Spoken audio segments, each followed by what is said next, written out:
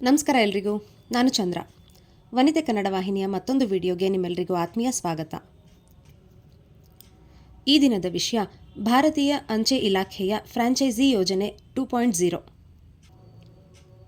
ಈ ಯೋಜನೆಯ ಅಡಿಯಲ್ಲಿ ಯುವಕರಿಗೆ ಸ್ವಯಂ ಉದ್ಯೋಗದ ಅವಕಾಶ ನೀಡುವ, ಕಡಿಮೆ ಹೂಡಿಕೆಯಲ್ಲಿ ಅಂಚೆ ಸೇವೆಗಳನ್ನು ಒದಗಿಸಲು ಅವಕಾಶ ಕಲ್ಪಿಸುವ ಯೋಜನೆಯಾಗಿದೆ. ಇದು ಜನವರಿ 1, 2026ರಿಂದ ಜಾರಿಯಲ್ಲಿದ್ದು, ಈ ಯೋಜನೆಯಡಿ ನೀವು ಆಧುನಿಕ ಡಿಜಿಟಲ್ ಸೇವೆಗಳನ್ನು ನೀಡುವ ಮೂಲಕ ಅಂಚೆ ಕಚೇರಿ ಫ್ರಾಂಚೈಸಿ ಪಡೆಯಬಹುದು.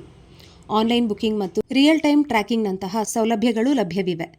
ಯೋಜನೆಯ ಮುಖ್ಯ ಅಂಶಗಳು: ಉದ್ಯೋಗಾವಕಾಶ, ನಿರುದ್ಯೋಗಿ ಯುವಕರಿಗೆ ಸ್ವಯಂ ಉದ್ಯೋಗ ಎಂದು, ಕಡಿಮೆ ಹೂಡಿಕೆ, ಕೇವಲ 5,000ದಿಂದ 10,000 ಭದ್ರತಾ ಠೇವಣಿ, ಮರುಪಾವತಿಸುವಂಥದ್ದು ಮತ್ತು 1ರಿಂದ 1.5 ಲಕ್ಷದಷ್ಟು ಸೆಟಪ್ ವೆಚ್ಚದೊಂದಿಗೆ ಆರಂಭಿಸಬಹುದು. ಆಧುನಿಕ ಸೇವೆಗಳು: ಡಿಜಿಟಲ್ ಪಾವತಿ, ಸ್ಮಾರ್ಟ್ ಲಾಕರ್, ಆನ್ಲೈನ್ ಬುಕಿಂಗ್ ಮತ್ತು ಟ್ರ್ಯಾಕಿಂಗ್ ಸೇರಿವೆ. ಆದಾಯ: ಸೇವೆಗಳ ಮೂಲಕ ಆಕರ್ಷಕ ಕಮಿಷನ್ ಗಳಿಸಬಹುದು. ಅರ್ಜಿಯ ಶುಲ್ಕ 5,000 ಆದರೆ ಎಸ್ಸಿ, ಎಸ್ಟಿ ಮತ್ತು ಮಹಿಳಾ ಅಭ್ಯರ್ಥಿಗಳಿಗೆ ವಿನಾಯಿತಿ ಇದೆ. ಅರ್ಜಿ ಸಲ್ಲಿಕೆ: ಸಂಕ್ಷಿಪ್ತವಾಗಿ, ಅಂಚೆ ಇಲಾಖೆಯ ಆನ್ಲೈನ್ ಪೋರ್ಟಲ್ನಲ್ಲಿ ಮಾಹಿತಿ ಪಡೆಯಬಹುದು. ಅರ್ಜಿ ನಮೂನೆಯೊಂದಿಗೆ ಗುರುತು, ವಿಳಾಸ, ವಯಸ್ಸಿನ ಪುರಾವೆಗಳನ್ನು ಲಗತ್ತಿಸಬೇಕು. ಡಿಡಿ ಮೂಲಕ 5,000 ಅರ್ಜಿ ಶುಲ್ಕ ಪಾವತಿಸಬೇಕು. ಕಡಿಮೆ ಹೂಡಿಕೆಯಲ್ಲಿ ಅಂಚೆ ಸೇವೆಗಳನ್ನು ಒದಗಿಸಿ ಆಕರ್ಷಕ ಕಮಿಷನ್ ಗಳಿಸಬಹುದು. ಆಧುನಿಕ ತಂತ್ರಜ್ಞಾನ ಮತ್ತು ಡಿಜಿಟಲ್ ಸೇವೆಗಳಿಗೆ ಒತ್ತು ನೀಡಲಾಗಿದೆ. ಅರ್ಹತೆ, ಹೂಡಿಕೆ, ಕಮಿಷನ್ ಮತ್ತು ಅರ್ಜಿ ಸಲ್ಲಿಕೆ ವಿವರಗಳನ್ನು ನೋಡೋಣ. ಭಾರತೀಯ ಅಂಚೆ ಇಲಾಖೆಯು ದೇಶದಾದ್ಯಂತ ತನ್ನ ಸೇವೆಗಳನ್ನು ವಿಸ್ತರಿಸಲು ಮತ್ತು ನಿರುದ್ಯೋಗಿ ಯುವಕರಿಗೆ ಸ್ವಯಂ ಉದ್ಯೋಗದ ಅವಕಾಶವನ್ನು ನೀಡಲು ಹೊಸ ಫ್ರಾಂಚೈಸಿ ಯೋಜನೆ 2.0 ಅನ್ನು ಪರಿಚಯಿಸಿದೆ. ಹೊಸ ಫ್ರಾಂಚೈಸಿ ಯೋಜನೆ 2.0 ಎಂದರೇನು? ಭಾರತೀಯ ಅಂಚೆ ಇಲಾಖೆಯು ಹೊಸ ಫ್ರಾಂಚೈಸಿ ಯೋಜನೆ 2.0 ಒಂದು ಮಹತ್ವದ ಉಪಕ್ರಮವಾಗಿದ್ದು, ಇದು ಆತ್ಮನಿರ್ಭರ ಭಾರತ ಮತ್ತು ಡಿಜಿಟಲ್ ಇಂಡಿಯಾ ಅಭಿಯಾನದ ಅಡಿಯಲ್ಲಿ ಅಂಚೆ ಸೇವೆಗಳಿಲ್ಲದ ಪ್ರದೇಶಗಳಲ್ಲಿ ಜನಸಾಮಾನ್ಯರಿಗೆ ಸ್ವಯಂ ಉದ್ಯೋಗದ ಅವಕಾಶಗಳನ್ನು ಕಲ್ಪಿಸುತ್ತದೆ. ಅತ್ಯಂತ ಕಡಿಮೆ ಹೂಡಿಕೆಯೊಂದಿಗೆ ಸಣ್ಣ ಉದ್ಯಮಿಗಳು ಅಥವಾ ವ್ಯಕ್ತಿಗಳು ಅಂಚೆ ಚೀಟಿಗಳ ಮಾರಾಟ, speed post booking, e-commerce, parcel ಮತ್ತು ಹಣಕಾಸು ಸೇವೆಗಳನ್ನು ಒದಗಿಸುವ ಮೂಲಕ ಆಕರ್ಷಕ ಕಮಿಷನ್ ಗಳಿಸಬಹುದು. ಈ ಯೋಜನೆಯು ಎಪಿಟಿ 2.0 ಎಂಬ ಸುಧಾರಿತ ತಾಂತ್ರಿಕ ವೇದಿಕೆಯನ್ನು ಬಳಸಿಕೊಂಡು ಡಿಜಿಟಲ್ ಪಾವತಿ, ರಿಯಲ್ ಟೈಮ್ ಟ್ರ್ಯಾಕಿಂಗ್ ಮತ್ತು ಸ್ಮಾರ್ಟ್ ಲಾಕರ್ಗಳಂತಹ ಆಧುನಿಕ ಸೌಲಭ್ಯಗಳನ್ನು ನೀಡುತ್ತದಲ್ಲದೆ, ಸರ್ಕಾರದ ಮಾನ್ಯತೆಯೊಂದಿಗೆ ಉದ್ಯೋಗಾಕಾಂಕ್ಷಿಗಳಿಗೆ ಸುಸ್ಥಿರ ಆದಾಯವನ್ನು ಖಚಿತಪಡಿಸುತ್ತದೆ. ಅಂಚೆ ಕಚೇರಿ ಫ್ರಾಂಚೈಸಿ ಯೋಜನೆಯ ಪ್ರಮುಖ ಅಂಶಗಳು: ಈ ಹೊಸ ಯೋಜನೆಯನ್ನು ಭಾರತ ಸರ್ಕಾರದ ಡಿಜಿಟಲ್ ಇಂಡಿಯಾ ಮತ್ತು ಸ್ಟಾರ್ಟ್ಅಪ್ ಇಂಡಿಯಾ ಗುರಿಗಳಿಗೆ ಪೂರಕವಾಗುವಂತೆ ಅತ್ಯಂತ ಸುಧಾರಿತವಾಗಿ ವಿನ್ಯಾಸಗೊಳಿಸಲಾಗಿದೆ. ಸೇವೆಯ ವ್ಯಾಪ್ತಿಯನ್ನು ವಿಸ್ತರಿಸುವ ಉದ್ದೇಶದಿಂದ ಈಗ ಹೊಸ ನಗರ ಪ್ರದೇಶಗಳು, ದೊಡ್ಡ ಟೌನ್ಶಿಪ್ಗಳು, ಕೈಗಾರಿಕಾ ವಲಯಗಳು ಮತ್ತು ಶೈಕ್ಷಣಿಕ ಕ್ಯಾಂಪಸ್ಗಳಲ್ಲಿಯೂ ಫ್ರಾಂಚೈಸಿ ಆರಂಭಿಸಲು ಅವಕಾಶ ನೀಡಲಾಗಿದೆ. ಎಪಿಟಿ 2.0 ಎಂಬ ನವೀನ ತಾಂತ್ರಿಕ ವೇದಿಕೆಯ ಮೂಲಕ ಆನ್ಲೈನ್ ಪಾರ್ಸೆಲ್ ಬುಕಿಂಗ್ ಮತ್ತು ಸ್ಮಾರ್ಟ್ ಲಾಕರ್ನಂತಹ ಆಧುನಿಕ ಡಿಜಿಟಲ್ ಸೇವೆಗಳನ್ನು ಜನರಿಗೆ ಒದಗಿಸಬಹುದು. ಸಾಂಪ್ರದಾಯಿಕ ಅಂಚೆ ಸೇವೆಗಳ ಜೊತೆಗೆ ಇ-ಕಾಮರ್ಸ್ ಡೆಲಿವರಿ ಮತ್ತು ಇತರ ಆಧುನಿಕ ಸೇವೆಗಳನ್ನು ಸೇರ್ಪಡೆಗೊಳಿಸಿರುವುದರಿಂದ ಫ್ರಾಂಚೈಸಿ ಮಾಲೀಕರು ಹೆಚ್ಚಿನ ಆದಾಯವನ್ನು ಗಳಿಸಲು ಉತ್ತಮ ಅವಕಾಶವಿದೆ. ಇನ್ನು ಈ ಯೋಜನೆಯ ಪ್ರಯೋಜನಗಳನ್ನು ನೋಡುವುದಾದರೆ, ಭಾರತೀಯ ಅಂಚೆ ಇಲಾಖೆಯಂತಹ ಸರ್ಕಾರಿ ಸಂಸ್ಥೆಯೊಂದಿಗೆ ಪಾಲುದಾರಿಕೆ ಹೊಂದುವುದರಿಂದ ಮಾರುಕಟ್ಟೆ ವೆಚ್ಚ ಕಡಿಮೆಯಾಗುತ್ತದೆ ಮತ್ತು ಗ್ರಾಹಕರಲ್ಲಿ ತಕ್ಷಣದ ವಿಶ್ವಾಸ ಮೂಡುತ್ತದೆ. ಅಂಚೆ ಚೀಟಿಗಳು, speed post, parcel, money order ಮತ್ತು ಬಿಲ್ ಪಾವತಿಗಳಂತಹ ವಿವಿಧ ಸೇವೆಗಳ ಮೂಲಕ ಕಮಿಷನ್ ಗಳಿಸಬಹುದು. ಅಲ್ಲದೆ ಉತ್ತಮ ಕಾರ್ಯಕ್ಷಮತೆಗೆ ವಿಶೇಷ ಪ್ರೋತ್ಸಾಹಧನವೂ ದೊರೆಯುತ್ತದೆ. ಅಂಚೆ ಇಲಾಖೆಯು ಫ್ರಾಂಚೈಸಿಗಳಿಗೆ ಪ್ರಮಾಣಿತ ತರಬೇತಿ, ಕಾರ್ಯವಿಧಾನದ ಮಾರ್ಗಸೂಚಿಗಳು ಮತ್ತು ನಿರಂತರ ಇಲಾಖಾ ಬೆಂಬಲವನ್ನು ಒದಗಿಸುತ್ತದೆ. ಈ ಯೋಜನೆಯು ಯುವಕರು ಮತ್ತು ಉದ್ಯಮಿಗಳಿಗೆ ಸ್ವಾವಲಂಬಿಯಾಗಲು ಮತ್ತು ಸ್ಥಳೀಯವಾಗಿ ಉದ್ಯೋಗಾವಕಾಶಗಳನ್ನು ಸೃಷ್ಟಿಸಲು ಉತ್ತಮ ವೇದಿಕೆಯಾಗಿದೆ. ಫ್ರಾಂಚೈಸಿಗಳು ಕೇವಲ ಅಂಚೆ ಸೇವೆಗಳಿಗೆ ಸೀಮಿತವಾಗದೆ ಹಣಕಾಸು ಸೇವೆಗಳು ಮತ್ತು ಇ-ಕಾಮರ್ಸ್, ಲಾಜಿಸ್ಟಿಕ್ಸ್ ಸೇರಿದಂತೆ ವ್ಯಾಪಕ ಶ್ರೇಣಿಯ ಸೇವೆಗಳನ್ನು ಗ್ರಾಹಕರಿಗೆ ನೀಡಬಹುದು.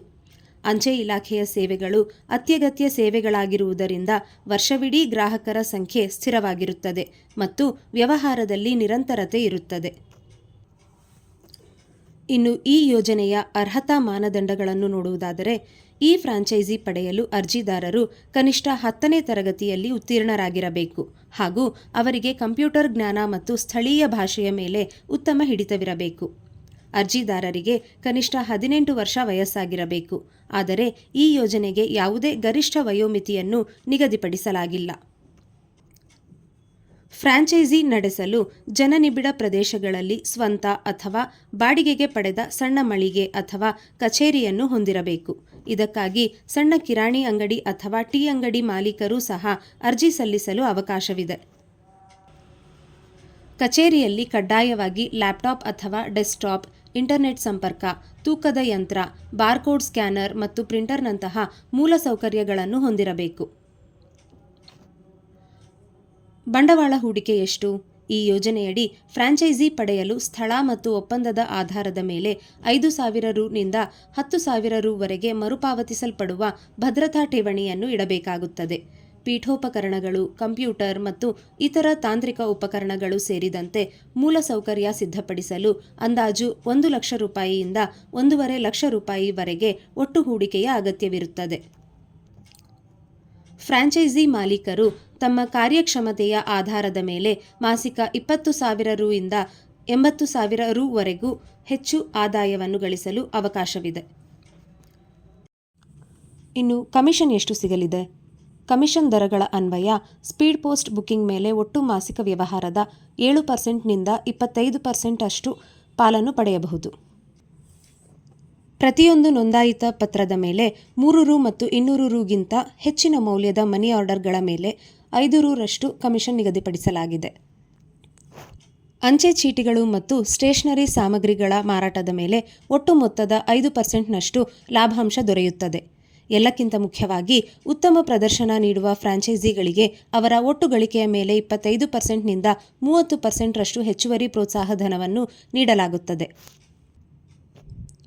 ಇನ್ನು ಯಾವೆಲ್ಲ ಸೇವೆಗಳನ್ನು ನೀಡಬಹುದು ಅನ್ನೋದನ್ನು ನೋಡೋದಾದರೆ, ಸ್ಪೀಡ್ ಪೋಸ್ಟ್ ಮತ್ತು ರಿಜಿಸ್ಟರ್ಡ್ ಪೋಸ್ಟ್ ಬುಕಿಂಗ್, ಅಂಚೆ ಚೀಟಿಗಳು ಮತ್ತು ಲೇಖನ ಸಾಮಗ್ರಿಗಳ ಮಾರಾಟ, ಅಂತಾರಾಷ್ಟ್ರೀಯ ಪಾರ್ಸೆಲ್ ಸೇವೆಗಳು, ಕ್ಯಾಶ್ ಆನ್ ಡೆಲಿವರಿ ಸೌಲಭ್ಯ, ಇ-ಕಾಮರ್ಸ್ ಪಾರ್ಸೆಲ್ ಪಿಕಪ್ ಮತ್ತು ವಿತರಣೆ, ಡಿಜಿಟಲ್ ವ್ಯಾಲೆಟ್ ಪಾವತಿ ಮತ್ತು ರಿಯಲ್ ಟೈಮ್ ಟ್ರ್ಯಾಕಿಂಗ್. ಅರ್ಜಿ ಸಲ್ಲಿಸುವುದರ ಪೂರ್ಣ ಮಾಹಿತಿ ಇಲ್ಲಿದೆ. ಈ ಯೋಜನೆಯ ಅರ್ಜಿ ಪ್ರಕ್ರಿಯೆಯು ಪ್ರಮುಖವಾಗಿ ನಿಮ್ಮ ಭಾಗದ ಅಂಚೆ ವಿಭಾಗೀಯ ಹಂತದಲ್ಲಿ ನಡೆಯುತ್ತದೆ.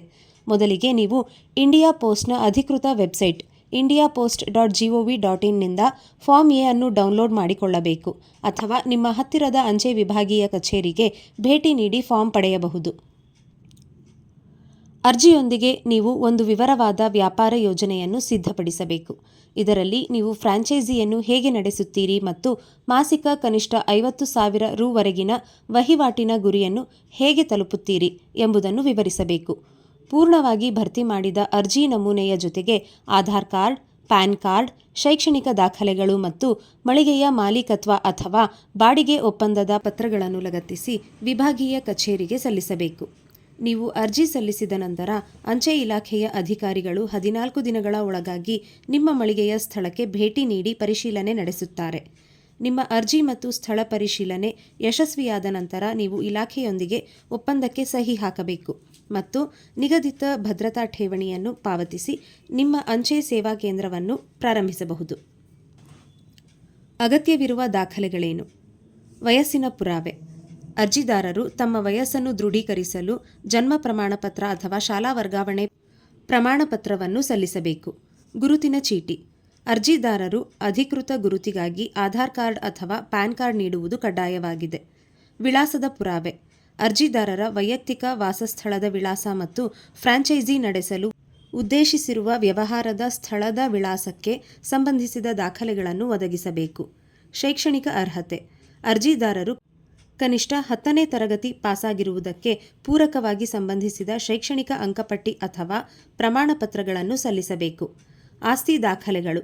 ಫ್ರಾಂಚೈಸಿ ನಡೆಸುವ ಸ್ಥಳವು ಸ್ವಂತದ್ದಾಗಿದ್ದರೆ ಅದರ ಮಾಲೀಕತ್ವದ ಪತ್ರ ಅಥವಾ ಬಾಡಿಗೆಗೆ ಪಡೆದ ಸ್ಥಳವಾಗಿದ್ದರೆ ಅಧಿಕೃತ ಬಾಡಿಗೆ ಒಪ್ಪಂದದ ಪ್ರತಿಯನ್ನು ಸಲ್ಲಿಸಬೇಕಾಗುತ್ತದೆ. ಧನ್ಯವಾದ. ನಿಮ್ಮ ಅಭಿಪ್ರಾಯ ಮತ್ತು ಸಲಹೆ ಸೂಚನೆಗಳನ್ನು ಕಮೆಂಟ್ ಬಾಕ್ಸ್ನಲ್ಲಿ ತಿಳಿಸಬಹುದು. ಈ ಮಾಹಿತಿ ನಿಮಗೆ ಉಪಯುಕ್ತ ಅಂತ ಭಾವಿಸಿದ್ದೀನಿ. ಈಗ ಇಂದಿನ ಕಿವಿಮಾತು. ಯಶಸ್ಸನ್ನು ನಿಮ್ಮ ತಲೆಗೆ ಅಥವಾ ವೈಫಲ್ಯವನ್ನು ನಿಮ್ಮ ಹೃದಯಕ್ಕೆ ಎಂದಿಗೂ ಬಿಡಬಾರದು. ಶ್ರೀಯುತ ಚಾಣಕ್ಯ ಅವರ ಉಲ್ಲೇಖ. ಧನ್ಯವಾದ. ರಾಧೇ ಕೃಷ್ಣ.